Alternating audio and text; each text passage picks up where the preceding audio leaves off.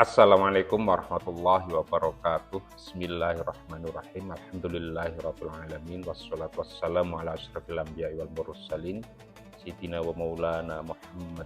Asyhadu an la ilaha illallah wahdahu la syarikalah. Asyhadu anna sayyidana Muhammadan abduhu wa rasuluh. Ma ba'du. Kaum muslimin yang dimuliakan oleh Allah, pada kesempatan yang baik ini, di waktu yang singkat ini, perkenankan saya menyampaikan kuliah 7 menit dengan tema Ramadan sebagai madrasah kehidupan. Tentu ini tema yang sangat luas, namun saya akan mencoba untuk meringkas dalam waktu yang singkat ini, sehingga the best value-nya bisa kita rasakan. Syekh Abdurrahman As-Sa'di, seorang ahli tafsir yang menulis tafsir As-Sa'di, beliau mendefinisikan atau memberikan penjelasan bahwa asyamu madrasatun lil imsaki an kulli ma yadurul abda fi dinihi wa dunyahu wa huwa yu'inu ala taqwallah bi tarkil mustahayat. Puasa adalah madrasah, tempat edukasi, tempat pendidikan, lil imsaki, untuk menahan an kulli ma yadurul abda, dari segala sesuatu yang membahayakan seorang hamba, fi dinihi, dalam urusan agamanya, wa dunyahu, dan dalam urusan dunianya. Wa huwa yu'inu ala taqwallah, dan puasa itu membantu, menolong seorang hamba untuk taat kepada Allah, bitarkil mustahayati, dengan meninggalkan hal-hal yang diinginkan oleh hawa nafsu. Kaum muslimin yang dimuliakan oleh Allah, dari sini kita bisa mengambil nilai yang sungguh luar biasa, bahwasanya puasa tidak sekedar kita menahan lapar, tidak sekedar menahan dahaga, namun jauh lebih dari itu, bahwa kita harus bisa menahan diri, tidak melakukan sesuatu yang bisa membahayakan dalam konteks agama kita maupun dalam konteks kehidupan duniawi kita. Kaum muslimin yang dimuliakan oleh Allah, puasa menjadi sangat penting sebagaimana yang disampaikan oleh Syekh Ibnu Katsir. Beliau mengatakan, lima fihi min zakatin nafsi wa taharatiha wa tanqiyatiha minal akhlaqir radi'ah wal akhlaqir radilah. Puasa menjadi sangat penting karena di dalam puasa itu terdapat proses zakatin nafsi, yaitu membersihkan jiwa, mensucikan dan membersihkannya, menyucinya dari hal-hal, dari endapan-endapan kotor dan akhlak yang hina. Kaum muslimin yang dimuliakan oleh Allah, penting bagi kita memahami bahwa sungguh, sekali lagi, puasa tidak sekedar menahan lapar, menahan dahaga. Karena apa sih yang bisa kita harapkan dari sekedar menahan lapar dan dahaga? Padahal kita tahu bahwasanya orang berpuasa diharapkan menjadi bertakwa. Apakah ia sekedar lapar kemudian menjadi bertakwa? Apakah ia menahan dahaga kemudian menjadi bertakwa? Tentu tidak. Ada hal-hal yang jauh lebih dari itu.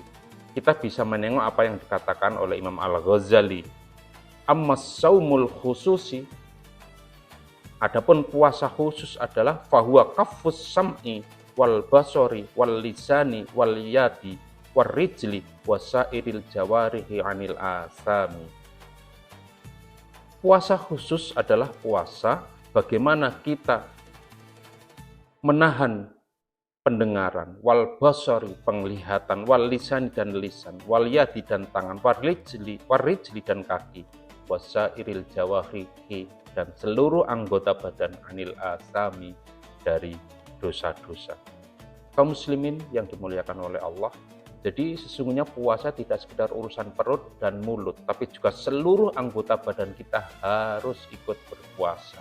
Kemudian ada satu lagi, ada khususul khusus, puasa khusus yang khusus, yaitu imsakul qalbi. Jadi kalau bisa kita pahami dari sini, ada tiga tingkatan orang berpuasa, yaitu puasa awam, puasa yang sekedar menahan lapar dan dahaga, kemudian puasa khusus yang mempuasakan seluruh anggota badan, dan kemudian puasa khusus, yaitu berpuasanya hati, karena sesungguhnya hati adalah sumber dari segala perbuatan kita. Halun nafsiyatun tasduru anhal af'alu bisuhulah. Hati menjadi sumber segala macam perbuatan dengan mudah, dengan spontan.